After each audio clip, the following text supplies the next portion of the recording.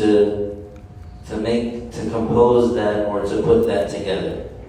And this was a proof for, and this is part of the miraculousness of the Quran. Because the term for miracle is mu'jiza, and it stems from the verb of incapacitation, and making impotent, making unable, making incapable.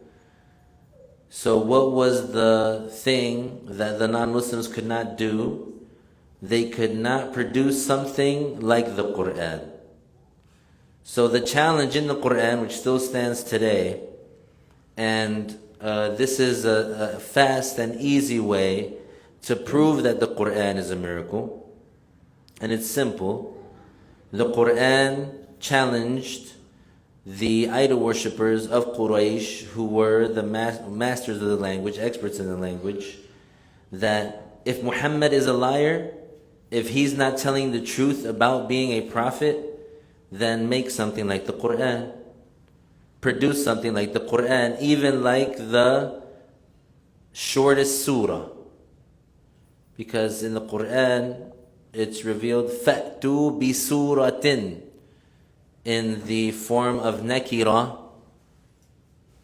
فَمَعْنَاهُ فَأْتُوا بِمَا يُسَمَّى surah. So because of that, it means even the shortest one, yani the minimum amount, which is 3 ayat, like in Surah Al-Kawthar. So since they were experts in the language, if it was the case that Prophet Muhammad sallallahu alaihi wasallam is not receiving revelation, then all the kuffar of Quraysh had to do was come up with something like the 3 ayat of Surah Al-Kawthar. But they were incapable. They were unable. So that's where the term mu'jiza, miracle, that's what it's referring to. So these idol worshippers, when they heard these ayat, they couldn't stop the impact that it had on their hearts. So even though they were, let's say, refusing to say the shahada because of being stubborn, and because they're saying, I don't want to change my religion, my parents, they were idol worshippers, my grandparents, my ancestors, my lineage, all those things that they really don't matter. But when they heard the Quran, they knew this is not man-made. And so the imagery in the Quran is unparalleled. The day on which the horn shall be blown and you will come forth in crowds. And you're referring to Judgment Day. So that these next couple of ayat are referring to describing the situation, the circumstances on Judgment Day. Verse number 19, وَفُتِحَتِ السَّمَاءُ فَكَانَتْ أَبْوَابًا.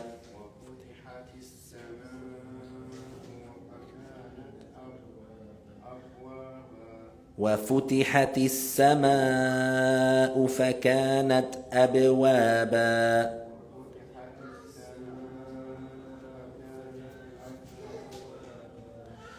So again, more imagery. It means, and the sky shall be cracked open, and the resulting expanses shall be like doors. Yani, there's going to be a lot of destruction on Judgment Day. And among the things that would be destroyed is this earth. Among the things that will be thrown into hellfire is the sun and the moon. Among the things that will be thrown into hellfire are the idols and certain and the majority of the earth, certain places of earth will be raised up to paradise. But the rest of it is going to be in hell, to further degrade and humiliate the non-Muslims who honored the dunya and the things of the earth and things like that, like the statues that they worshipped who are made of stones, to humiliate them for glorifying those things more than the creator of those things. And also and it is part of the torture, to strike fear and terror into those non-Muslims who are not going to be safe. They're not going to be safe on that day. Verse number 20, وَسُيِّرَتِ الْجِبَالُ فَكَانَتْ سَرَابًا.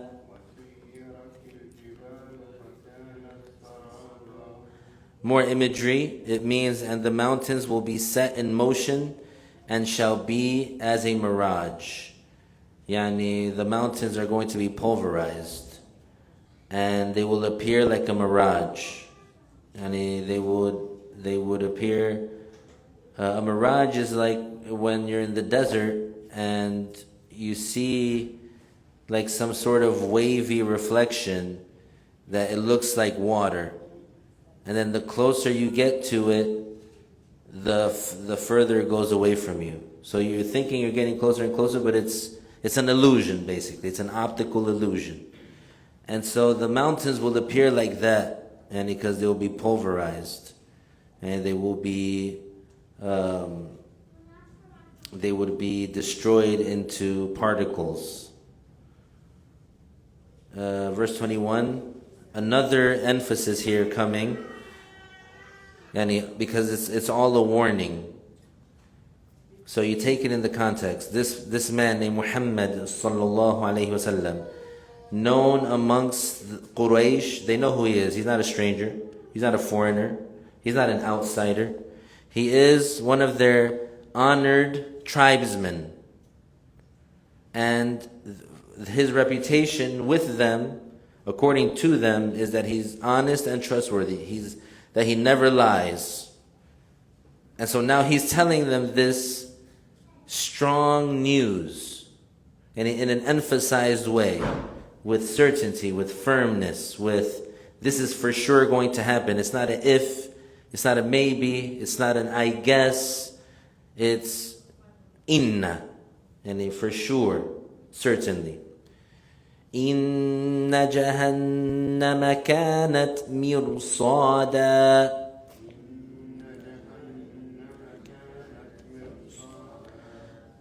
So the tajweed I'll mention for here is the tafkhim of the ra.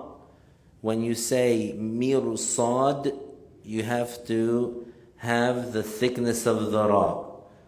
Because the ra, when it has a sukoon, and after it comes a letter that is a letter of elevation and a letter of thickness that has a fatha or a dhammah, you pronounce the ra with thickness. So you don't say mirsada, you say mirsada. And so the meaning is, surely hellfire lies in ambush. Yani, that the non-Muslims, they are going to be, and it's as if it's saying hellfire is waiting for them. Hellfire is waiting for the non-Muslims. And the hellfire is like a prison. It's a place that has and it has dimensions, and it has openings, gates, and once everyone is in that's supposed to be in hellfire and that's never coming out, those gates are sealed and they can never come out. And so they're burning and blazing, na'udhu billah, and boiling and roasting within themselves, na'udhu billah. Allahumma ajidna minan nar. Ameen. May Allah protect us from hell. And we see the wisdom, or in this world, the one who observes, the one who notices, he will see the wisdom for the existence of hellfire. And so one of the wisdoms is as a deterrent. Because the human being, let's say he has certain inclinations within him, and usually those inclinations, they are harmful, or if the human being engages in them, follows them, it will harm him. it would harm his soul, and it would harm his dunya life as well. So the Muslim, because he knows that hellfire is real, and he knows that death is inevitable, and he knows that Allah Ta'ala, He is the one who has power over everything, yani meaning there's no escape. If Allah willed for you to be punished, there's no escape. And it's something that you cannot bear, and it's something that you cannot get used to. And so one thing that would make the human being understand that is fire. Because in this world, even a weak fire is something that no human being can endure. Even like the little flame of a candle. You light a candle, and because the electricity's out, or because one of those candles that leave a good smell, if you touch the flame, you won't be able to bear it. And it's a little tiny flame. You breathe on it and it goes out. But you put your finger on it, and it would be excruciating pain. So how about the pain of the hellfire, which is the strongest fire created by Allah? So the Muslim who thinks properly, he's going to say to himself, this forbidden thing that I want to do right now, even though I really want to do it, even though it would make me feel really good when I do it, or at that moment I would get whatever pleasure from it, but the torture that will come as a result of that, of committing that sin, is much stronger, much more severe. So, for the non-Muslim, his way of thinking should be, I shouldn't leave out embracing Islam because I don't want to leave the tradition of my family. He shouldn't think like that. He shouldn't say, I'm not going to become Muslim because of what people might think. He should think, I'm not going to let what people think about my decision to become a Muslim stop me from embracing al-Islam because I don't want to go to hell.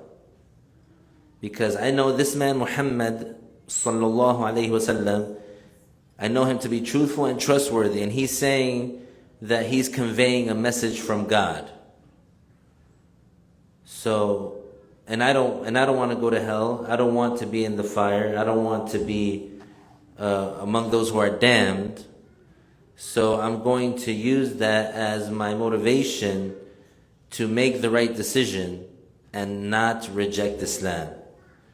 So if the person uses their mind rationally, they weigh it out. On one hand, they have rejecting Islam for the sake of people, and so that people won't say, oh, this person left his parents' religion, or this person, he is changing what his ancestors did. He's not staying loyal to his ancestors. And then on the other hand, you have being burned in hell. So it should be an easy decision. And for the one who is guided, it is an easy decision. Verse 22. لِلطَّاغِينَ مَآبًا. This verse means as a resort for those who transgressed. Yani the evildoers, the tyrants, those who they kill men, women, and children with no remorse. If they don't repent, then in the end, where are they going to be? Their everlasting dwelling place and final destination will be the fire of hell. وَالْعِيَاذُ بِاللَّهِ. May Allah protect us. Verse 23, and these are all together basically. Meaning that first is the confirmation that hellfire is inevitable, and for the evildoers, and that's their final destination. And then verse 23, لَابِثِينَ فِيهَا أَحْقَابًا.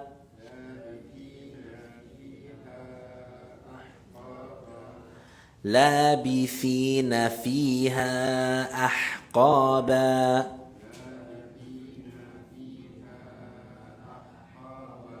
So you want to make sure that we're not overextending at the end and saying لَابِثِينَ, because there's no alif there. لَابِثِينَ فِيهَا أَحْقَابًا. Naam. And so this is a confirmation that those non-Muslims, those accountable non-Muslims who died without embracing al-Islam, that they will dwell in hellfire forever. And this is a proof for Ahlul Sunnati wal Jama'ah that hellfire never comes to an end. So the non-Muslims, they shall dwell in hellfire as long as time exists, yani as long as the ages last, and it shall never come to an end. So let's say 1 millennium passes and then another millennium starts. 1 millennium passes, then another millennium starts. 1 century passes and another century starts. 1 century passes, then another century starts. So when one age lapses, another starts, and so on shall be, and so on, the case shall be perpetually, yani never ending.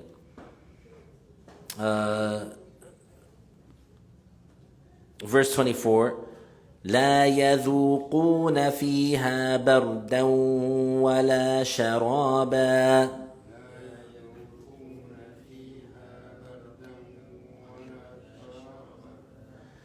So they'll be in hell forever, and they shall not taste anything cool nor any enjoyable drink.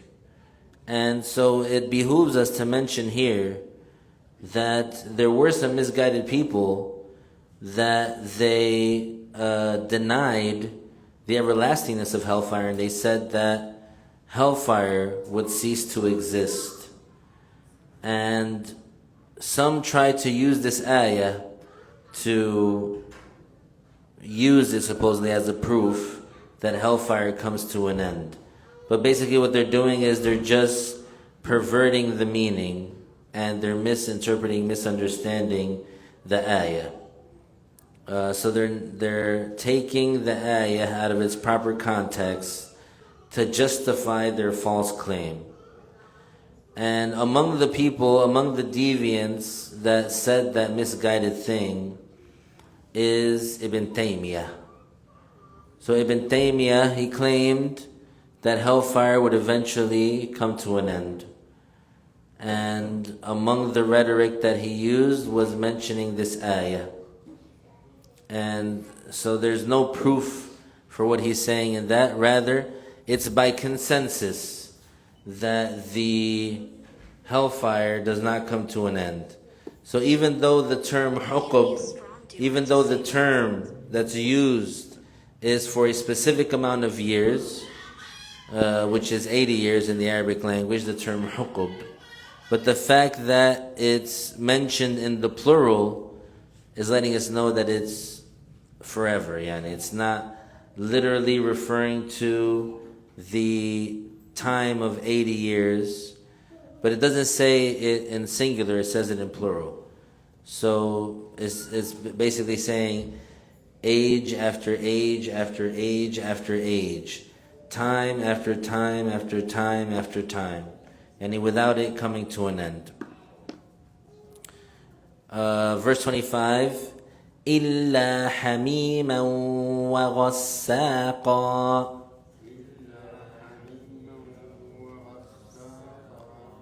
So verse 24 is saying that the non-Muslims, they will not have anything to drink or anything cool to drink or taste anything that is pleasurable. Instead, all that they will drink and all that they will experience in terms of consuming something is boiling water and dense pus. وَالْعِيَاذُ بِاللَّهِ. So as for the boiling water, it makes sense because it's hellfire, so there is a lot of burning and a lot of things that are hot. And so among the things that is to that effect is the water that has reached the utmost extent of boiling.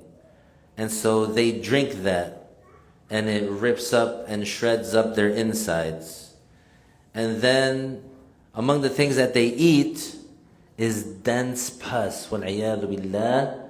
Just the thought of it is sickening.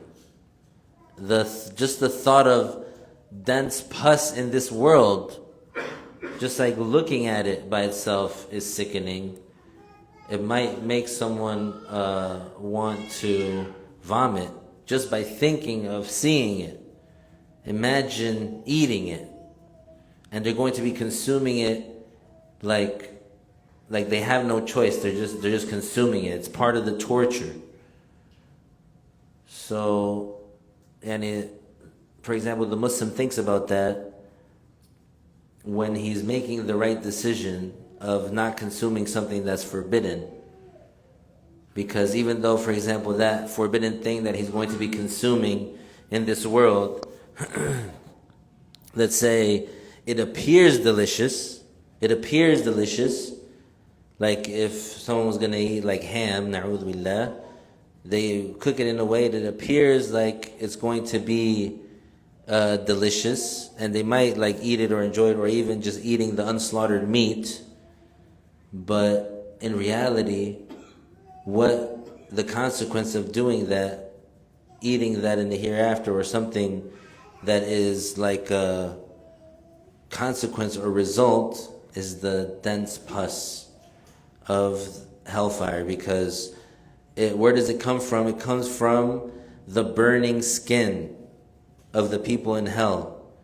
As you know, in this life, if you get burned, like certain things happen to your skin, there's certain things that get melted, the meat and blood and all that just gets melted off. And so in hellfire, that's going to be happening to all the people of hellfire. But the difference is that in hellfire, every time that their skin gets burned off, there's new skin that gets made right over it. Every time like their piece of flesh melts off, the new skin gets created over it. And all that stuff is falling off and pooling, and it's accumulating, and that's what they eat. Na'udhu billah. Verse 26, جَزَاءً وِفَاقًا. So here for the tajweed we have idgham again. So it's جَزَاءً وِفَاقًا, which means as fitting compensation. Yani they're going to be drinking the boiling water. They're going to be eating the dense pus. And this is going to be what? It is a fitting compensation. Yani what does that mean? They're getting the punishment for what they have done, for the bad deeds that they have done. Verse 27, إِنَّهُمْ كَانُوا لَا يَرْجُونَ حِسَابًا.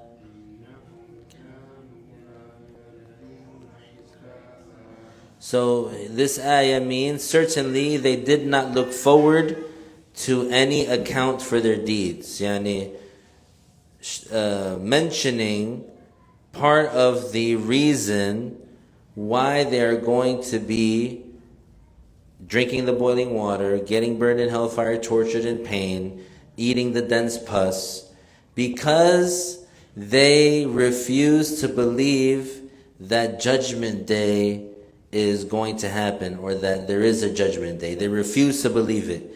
In this life, you see the non-Muslims, they mock and belittle the Muslim for believing in the hereafter, for believing in judgment day, for believing in the unforeseen, for following the Prophet sallallahu alaihi wasallam, for believing in Allah Ta'ala. The atheists and the vile non-Muslims, they make fun of and degrade and talk bad about the Muslims for their belief, that's why they're going to be in hell forever. Because, and as they are here in this life, they don't intend to ever stop rejecting Islam. They don't intend to ever stop their blasphemy. To them, they're going to go on and on and on and on and on, never being a Muslim. They never want to be a Muslim, ever, ever, ever. So that's why they're going to be tortured in hellfire forever. Verse 28, وَكَذَّبُوا بِآيَاتِنَا كِذَّابًا. So they didn't look forward to Judgment Day, meaning they didn't believe that Judgment Day would happen, and they contradicted what Allah revealed. Yani they belied it. For example, the Prophet ﷺ recites the verses of the Quran referring to Judgment Day, that there is a Judgment Day, prepare for Judgment Day, work for Judgment Day. And then the response of the idol worshippers is the concept of a Judgment Day is far-fetched. It's wild, it's insane that someone would think that there's a Judgment Day. That's the response of the idol worshippers. They're saying to the Prophet ﷺ, what are you trying to tell us? After we become dust, after our bones become dust, we're going to come back to life? They say that's far-fetched. They say that's not going to happen. That's their response. So they're contradicting what the Prophet ﷺ came with. Verse 29, وَكُلَّ شَيْءٍ أَحْصَيْنَاهُ كِتَابًا.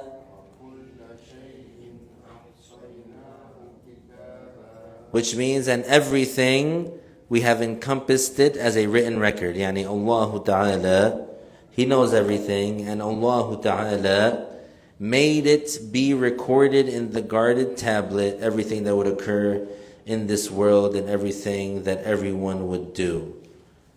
Verse 30, فَذُوقُوا فَلَن نَّزِيدَكُمْ إِلَّا عَذَابًا.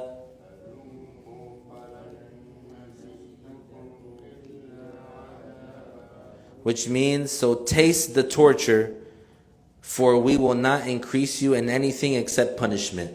You non-Muslims doubled down on disbelieving in Allah, on rejecting the message, on mocking and belittling the Muslims. You doubled down on your sins and your injustice and your evil. Taste the torture, and you will only taste torture, and nothing will be increased for you except punishment and except suffering in the hereafter. Right now is the opportunity for the non-Muslim. So the non-Muslim can't say after the fact. The non-Muslim can't come on Judgment Day or while they're in hellfire and say, "Oh God, give us a chance. We will follow, we'll believe, we'll obey." Now is the time. Now is the opportunity. But you see that the majority of the non-Muslims, their hearts are sealed and they just double down on their evil. Yes?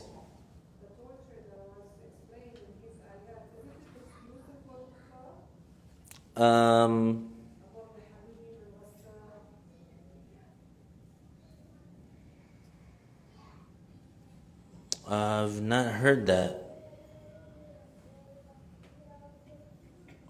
I can find out.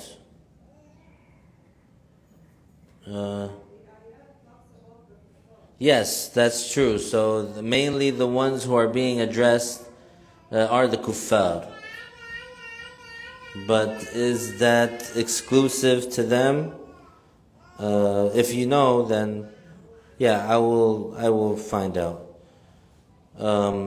Because on the night journey, the Prophet ﷺ, he saw the certain examples of punishments, or certain examples of sins that people commit that they'll be tortured by that, yani. So we'll find out, we'll ask. But yes, there is a certain type of punishment that is specific to the non-Muslim, that the Muslim will not experience. In hellfire and in the grave.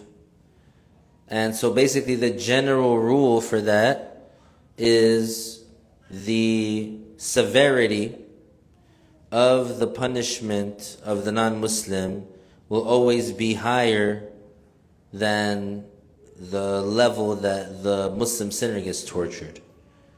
So the torture of the Muslim and the torture of the non-Muslim will never be equal. The torture of the non-Muslim will be more than that.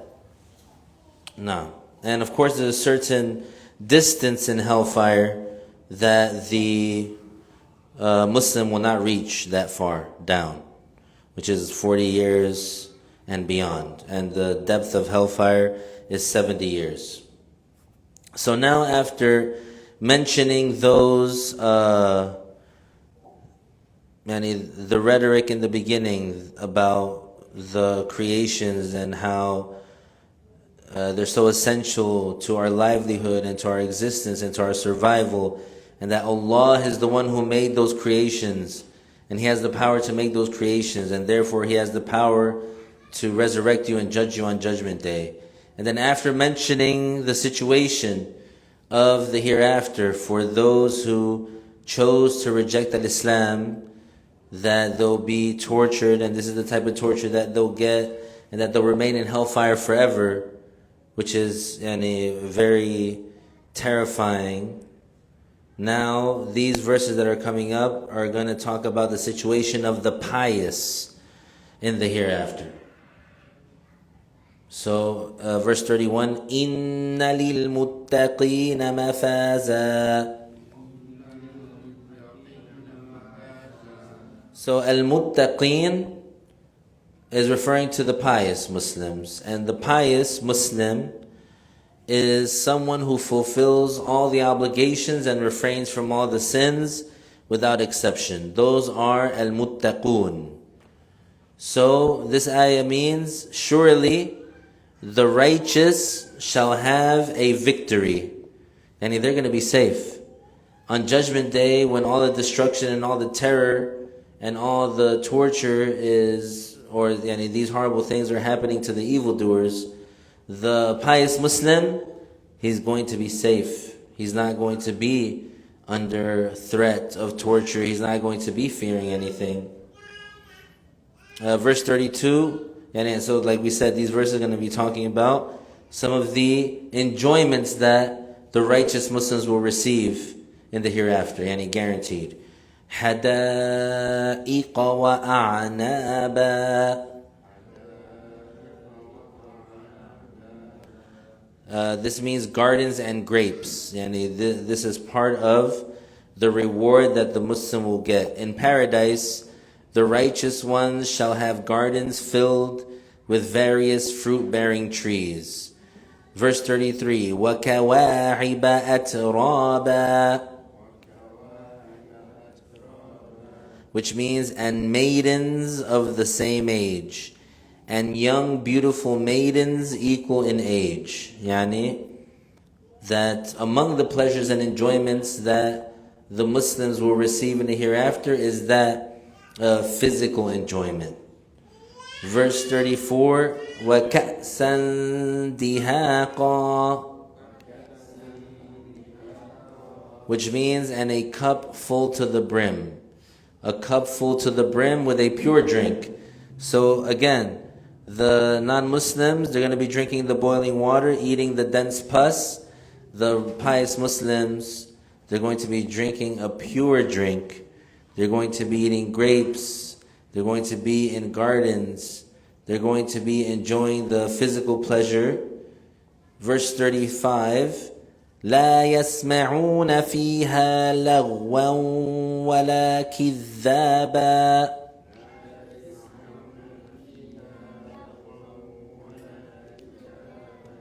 Which means no ill words shall they hear therein, nor untruth. They're not going to be hearing anything that disturbs them or that annoys them or anything bad or anything that's a lie in paradise. They're not going to hear lies or vanities. And they will not contradict each other, yani the people of paradise. They will not argue with each other. Verse 36, جَزَاءً مِّن رَبِّكَ عَطَاءً حِسَابًا.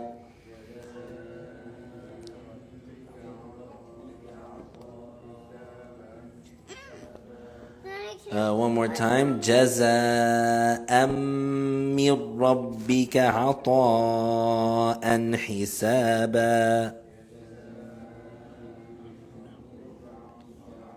Daddy, turn on the Sonic.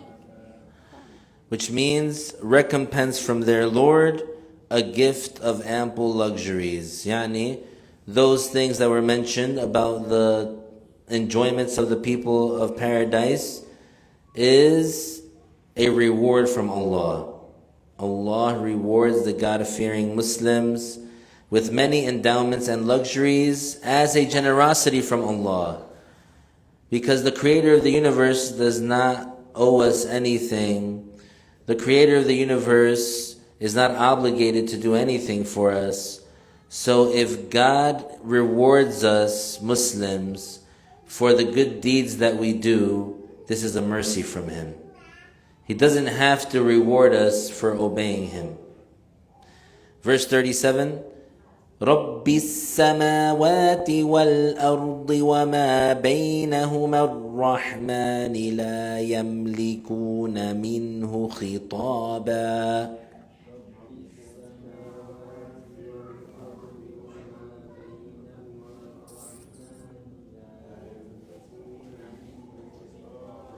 So this is a glorification of Allah.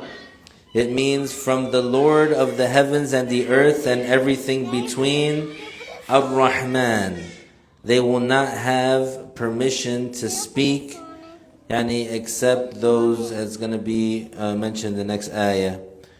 But so this is showing that Allah Ta'ala, the one who is the most merciful, the owner of the heavens and the earth, He is the one who is going to grant the permission on Judgment Day for certain people to speak. So Allah Ta'ala, and it'll be made clear to everyone that Allah Ta'ala is in control. And that no one can stop what Allah willed. That those who Allah willed to be punished, nobody can stand in the way. No one can help them. No one can save them.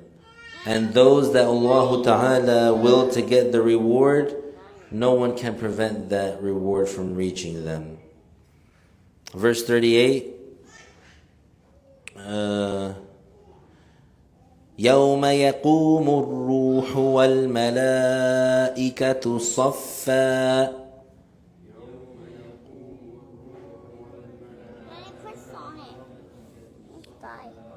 لا يتكلمون إلا من أذن له الرحمن وقال صوابا.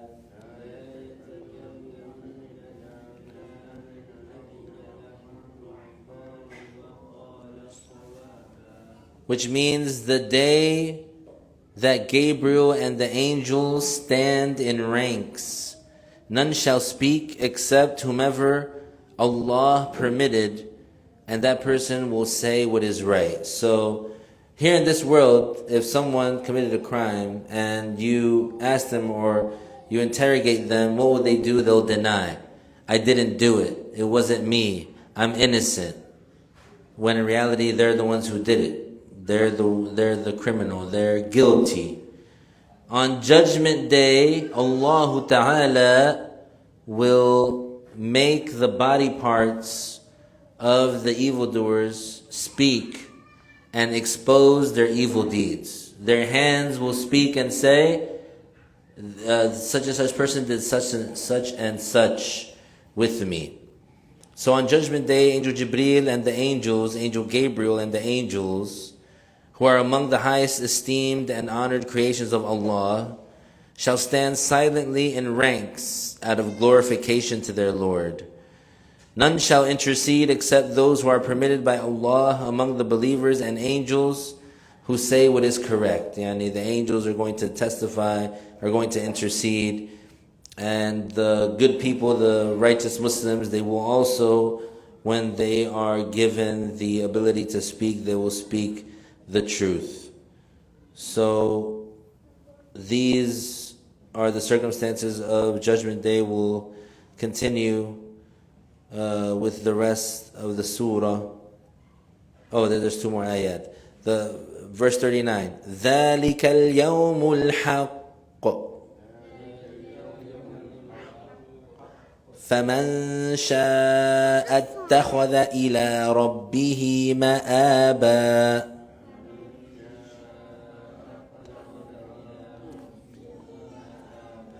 Which means that is the day sure to come. Therefore, whosoever wants safety takes a resort to be acceptable to his Lord. Yani, the one who is guided, he'll hear these verses and he understanding their meanings and say to himself, for sure there is a judgment day. This man named Muhammad sallallahu alaihi wasallam truly is a prophet and messenger sent to convey. So I'm going to believe him, I'm going to believe in him with certainty.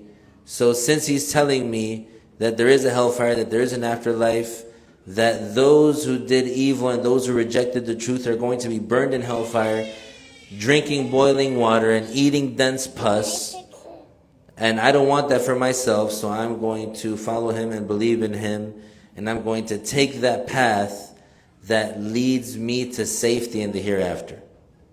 So since the day of judgment is confirmed and shall definitely occur, let the one who wants safety in the hereafter follow the straight path. That means follow Islam. And this verse does not give a choice. Rather, it gives a promise of reward for the one who follows the straight path and a threat of punishment for the one who chooses otherwise. So don't think that it's no consequence. Even in this dunya, there's consequences. The people who mess around and find out, that means that they did something, they thought it was going to be a certain way, they thought that things were going to, there wasn't going to be any consequences, but then they found out. Once they took that step, once they made that decision, the consequences happen. And so the same thing with your soul. If you don't choose what's correct, there will be consequences for that in the hereafter. Verse 40, which is the last verse. إِنَّا أَنذَرْنَاكُمْ عَذَابًا قَرِيبًا.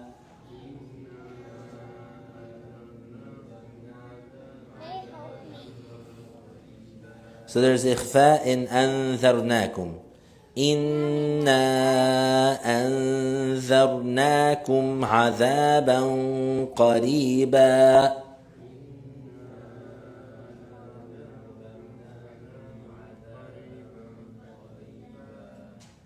Which means, surely we have warned you of a near punishment, yani a punishment that is near. يَوْمَ يَنْظُرُ الْمَرْءُ مَا قَدَّمَتْ يَدَاهُ.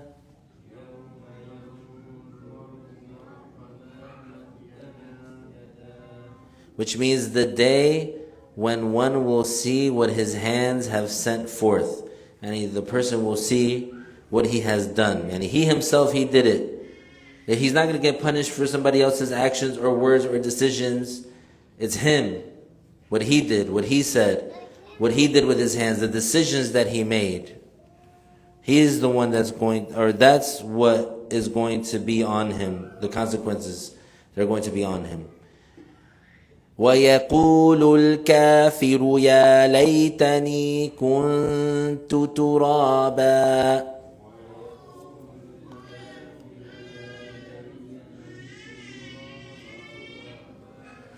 which means, and the blasphemer, yani the non-Muslim, he will say, woe unto me, would that I were dust. Yani the non-Muslim on Judgment Day, he is going to say, my situation is a terrible situation.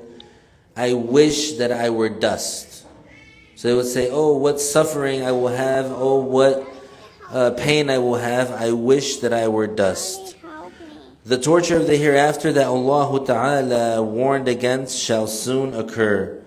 On Judgment Day, the human being shall see his deeds, whether good or evil, affixed in his journal. This is a reaffirmation of the promise of reward and the threat of punishment, and a warning about the torture in the hereafter, and Allah Ta'ala knows best. Yani, it sums it up in what our Master Umar radiallahu anhu said. He said, if it wasn't for the hereafter, then you would have seen us act differently. Yani, the situation would have been different. Yani, for the person to follow his evil inclinations and to indulge in sin is not a difficult thing to do. What's difficult, or what is challenging, or what requires discipline and effort, is for the person to leave out doing injustice. Daddy, can you help me? And so that person, that believes in the hereafter and knows that he's going to be judged, you can't escape. God knows everything, God sees everything, God hears everything. So me doing this evil thing right now, it's going to have consequences. Since I know that, then I'm going to stop myself. Since I know that, then I'm going to hold back. Since I know that, I'm not going to say that word. Since I know that, I'm not going to hit with my hand. Since I know that, I'm not going to commit such and such a sin. I'm not going to leave out the prayer. I'm not going to drink alcohol. I'm not going to do drugs. I'm not going to fornicate. Because I know that God knows everything, God sees everything, God hears everything, and there is a judgment day. I'm going to be judged. I'm going to die. I'm going to be buried in the grave. I'm going to be alone. And the only thing that would save me are my good deeds. So I'm going to hold back. I'm going to stop myself. Daddy, help me. The person might have an inclination to go on a shooting spree and kill many people. But he has to hold back. He has to stop himself. Because why? Because there's a judgment day. And you cannot escape. So the one who keeps that in mind, he will be successful. And Allah Ta'ala knows best. If there are no questions, we'll conclude. Daddy, can you help me? بارك الله فيكم. طيب نهلل لا إله إلا الله. اللهم صل على سيدنا محمد وعلى آله وصحبه وسلم. رب اغفر لي وللمؤمنين والمؤمنات وبارك الله فيكم. السلام عليكم.